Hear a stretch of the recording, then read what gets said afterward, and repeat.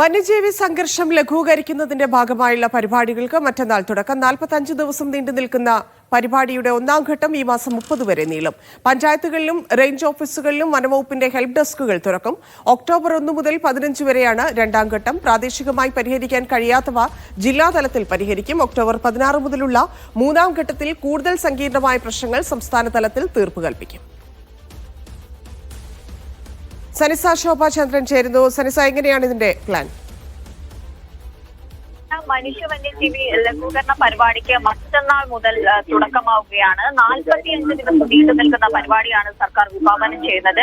ഒന്നാം ഘട്ടത്തിന്റെ ഭാഗമായി സെപ്റ്റംബർ 16 മുതൽ 30 വരെയാണ് ഇതിന്റെ പദ്ധതിയുടെ പരിപാടികളൊക്കെ നടക്കുക. പഞ്ചായത്തുകളിൽ ആദ്യഘട്ടം പ്രാദേശിക തലത്തിലാണ് ഇതിന്റെ പദ്ധതികൾ.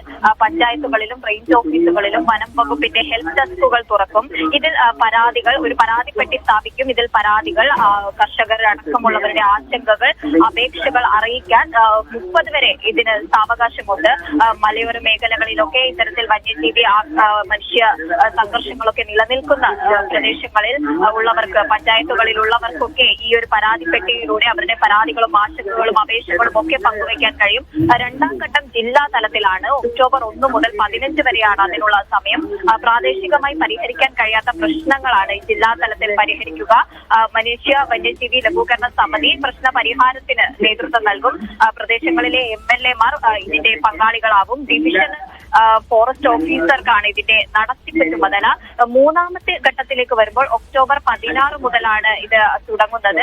ഇതിൽ കൂടുതൽ സങ്കീർണമായി ജില്ലാ തലത്തിലും പരിഹരിക്കാൻ കഴിയാത്ത പ്രശ്നങ്ങളാണ്, കൂടുതൽ സങ്കീർണമായ പ്രശ്നങ്ങൾ സംസ്ഥാന തലത്തിൽ തീർപ്പ് കൽപ്പിക്കുക.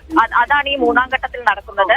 സർക്കാർ തലത്തിൽ പ്രശ്നങ്ങൾ അവതരിപ്പിക്കും. മന്ത്രിമാർ, അതാത് പ്രദേശങ്ങളിലെ MLA-മാർ, പഞ്ചായത്ത് പ്രതിനിധികൾ എന്നിവർ ഈ ഒരു ഘട്ടത്തിൽ പങ്കാളികളാവും. ക്ലസ്റ്ററുകൾ തിരിച്ചായിരിക്കും ഈ ഒരു ഘട്ടത്തിൽ പരിഹാരം കാണുക.